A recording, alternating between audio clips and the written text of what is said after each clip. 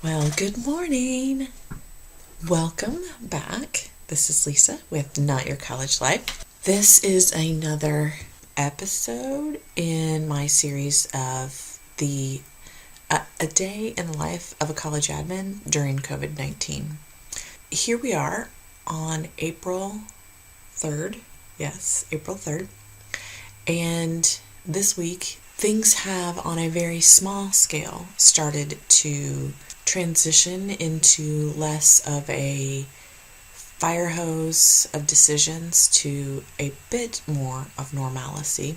As many of you who have transitioned to working from home, it is an adjustment to figure out start and stop times. You got to get up and walk around. You can't be in the same room, same chair all day long. So that has been interesting to figure out. I'm very fortunate that I live on a piece of property that is beautiful and inviting and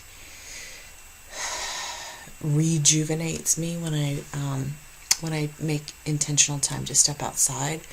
We have some woods to walk in. We've got a pond that I can sit out on the pier and listen to the water and watch the swans. So I'm very fortunate in that respect. And I also do not have children at home under feet that I also have to figure out how to homeschool. It's just myself and my husband. I do check in on my adult daughters from time to time since they're both in healthcare. My oldest daughter's husband is also in healthcare, so a little bit of anxiety and worry there. But in the world of college admin, here's what's happened this week. Yeah, commencement in a box. While I would be pretty much on a normal April in my office, my team would be working on preparing the script and finalizing the list of student performers to get payment to them. We would be coordinating with our partners on campus to arrange the golf cart drivers and the student organizations that will be there to help drive the golf cars and man security, working on communication with the emergency preparedness team and the local hotels. Those would be things that my staff would be doing. I would be showing up to an occasional meeting just to touch base on details. Is there anybody famous graduating? Anybody noteworthy graduating or getting an honorary degree? Yeah, that business has been happening and refining every year for at least 25 years. That's how long Chris has been in the office. As my senior assistant registrar, she pretty much knows this in her sleep. Because we're not doing that this year, and our charge is to recreate our in-person event as much as possible. Now we are doing, we're doing something that probably should have taken a year. Our friends at Purdue Global said that they took 2 years to plan their virtual commencement that they do, and it's nothing at all like what we do. So we're creating ours, and I think we had 7 weeks total to get this up and running. So, yes, I keep saying that. This week we had, I think, 6 meetings with our campus partners in digital marketing, our Hall of Music, and I don't know what Tammy's team does, but they're amazing. They're helping design our boxes and procuring the design and ordering and shipping of our custom boxes for our students. So yeah, we probably had 6 or 7 meetings on those. We have 2 more scheduled at present next week. We did get a impromptu invite to meet with the president. He was curious where things were developing, what things we had planned, how it was shaping. I don't know how much he really grasps what we're doing yet until we have a product to show him. The conceptual idea has so much digital media in it that he just can't wrap his head around yet. So we are finalizing our 6 versions of our script and his speaking parts that need to be recorded. So we need to get that in front of him in the next week or 2 so he can get those recorded. I need to find our archive video of our armory lineup and the 1 or 2 students that I know of that did a GoPro of his actual walk in the procession, so that we can pull that out to give him credit for it, use that in our video. Need to touch base with our photographer because it's his time lapse in the armory that I want them to use, so make sure they get credit for that. A couple additional questions have popped up related to exceptions that the administration made for this semester related to final exams and how those should happen. We've got not a lot, but some students of ours that are also taking courses at our regional campuses. And so there was an interest from our advising community on exceptions to policy that were happening there. So I did have to reach out and find out the decisions that were made there, provisions for students there. Thankfully, one campus is completely mimicking every decision made on our main campus. The other regional campus made up their own mind. So different, shorter, not the same. So I shared that with our advising community so they could be certain to share that with their students. Got word that we are making contingency plans for our huge in-person summer. It's not really an orientation program, but of sorts. It's where it used to be, it's like a day on campus for our new admits. You come with 1 or 2 parents. We give you a tour of campus. You get some presentations. You get student panels. Parents get some panels of information, how to pay for Purdue, how to get involved at Purdue, an intro to some of the custom technologies at Purdue, and then you get to meet with your advisor and talk over your plan of study and what you're thinking of taking for the fall and the spring. And yeah, you provide your request of what you would like to take in the fall. Save those in our system. So we see roughly 6,000 we'll see on campus over the course of 18 days. And there's a lot going on. There's a lot of data coming in that we're looking at running some optimizations on to see how spaces will fill and where we're going to have shortfalls. So to realize that there's a very high chance that these 6,000 or so in-person advising sessions are now going to be all virtually done is a pretty significant change for our partners in the advising community. So I'm very empathetic to them on what that's going to look like. I think many of them are already struggling with handling their virtual advising for their continuing students. We've already received an ask to extend some windows for them to get our continuing students advised and have those students register for the fall semester still before the end of this term. So normally, what week are we in right now? Right now we are wrapping up the week seniors get to register. So next week will be the week juniors get to register, then the following week is sophomores. You get where I'm going here, right? So by the last week of April, every classification would have had an opportunity to register for fall, and we would be ready for open registration.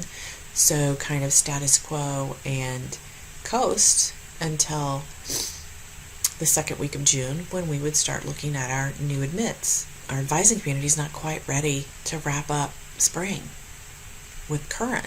Their request to adjust timelines will also have a trickle effect on everything else. So we met as a team to talk through what those are and how that'll impact other decisions and timelines. and gave that feedback to our director to take back to the group of head advisors. So we'll see where they come. I think they'll be fine with it. It's not huge, but it's another change in timelines and what we're doing, right? It's what we're all dealing with right now. So that's happening. I've done a couple of trainings for some fairly new staff that came on board before this all came down, and COVID. And actually, it's not been bad doing Zoom trainings. The hurdle is those people that don't know how to get on Zoom. Those are the folks that are really going to struggle. I really miss seeing my kids. So next week, one day, I'm going to pop in. We're going to make a drive over to campus together. And I'm going to pick up a few supplies, drop off some paperwork that I've wrapped up here and see if there's any new, review the mail to see if there's anything urgent in the office there, and enjoy some much missed one-on-one time with my daughter. She's been very busy working. So, there is also a big move afoot to transition a number of summer offerings to ensure that those students who want to still have summer as an option for them, even if they can't come to campus. I believe at least half of the Big Ten have already made the decision to at least start the first half of the summer online, or have committed to the entire summer online already. I think it's going to be really interesting. We're in Indiana. There is a website called COVID Health Predictor, I think, that suggests we in Indiana aren't going to hit our peak of cases until April 19th, which means our summer commencement is in jeopardy of going off as normal. Wow. High probability. I'm not a fortune teller. I don't have my crystal ball. It's a piece of crap crystal ball. But I think there's a very significant chance that our summer ceremony will not be like our traditional summer ceremony. Whether we recreate what we did this term or whether we pivot into a stadium, I don't know yet. TBD. And then there's also talk about, I don't know what fall is going to look like. The president really wants to get students back, but he wants to do it safely, so he's got a task force looking at what protocol do we need to have in place to bring 45,000 people back to one campus and still be smart about it. Is it large lectures are recorded only, and only classrooms that are able to accommodate social distancing could still meet? What does that mean for events still? Clubs and organizations, athletics? Guys, football is supposed to be doing training camps this summer. I don't know if that's going to happen. Basketball starts in the fall. That's usually later, but they're suggesting we're going to have another upsurge in the fall when it gets cold again. Holy mackerel. Crazy times, right? Okay, so I've had a couple of check-ins with my customer service team.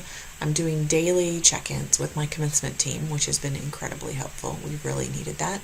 And next week we should have been in New Orleans for our national conference. Sad face. There's some amazing people that I'm not going to get to hang out with because that's not happening. So as a result, right now, 2 commencement meetings. Supposed to have an all-office meeting. I'm supposed to have another meeting with the engineering disciplines to talk about their transition to major. That'll be interesting via Zoom because there's a couple people there that I don't know if they know how to Zoom. All-office meeting, that'll be interesting to do virtually.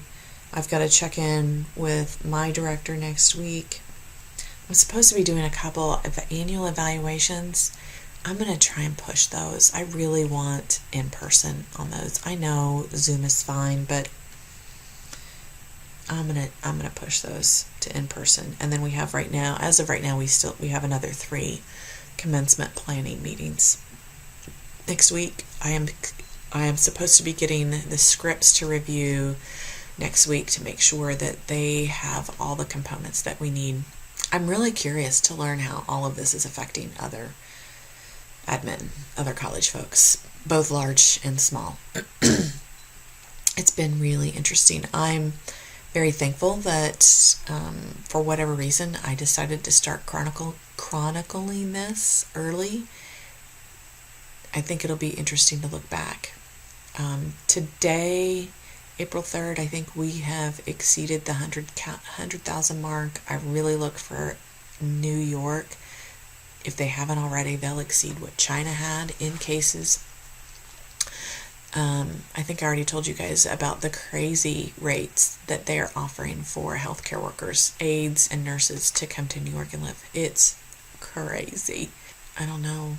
It's madness. Howard County, which is where I live, actually put a ban on purchasing non-essential items in the stores because people were acting a fool out there, hanging out in the grocery stores, at the Walmart, just hanging out, congregating, because they didn't have anything else to do.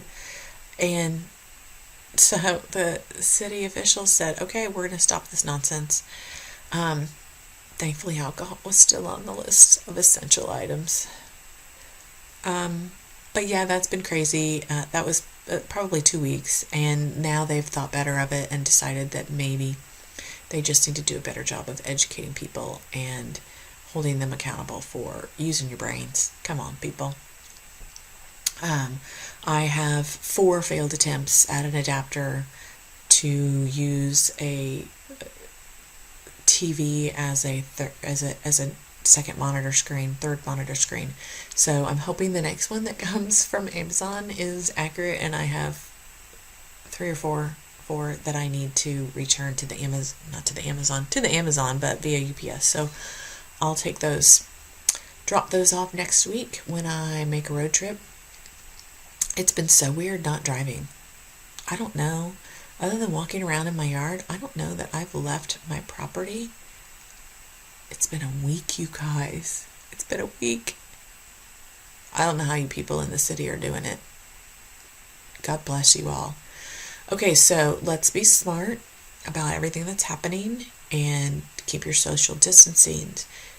Do the hand washing. Just pay attention. I want to point out, I think the only time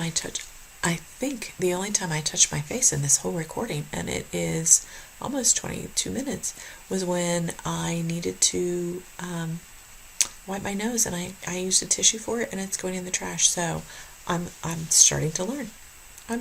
Stop touching your face. Okay, you guys. I'll come back again next week and give you some more updates on how the crazy COVID is affecting me and my university as a college admin and my university as a whole. And hope you stay healthy and safe and entertained. Till next time.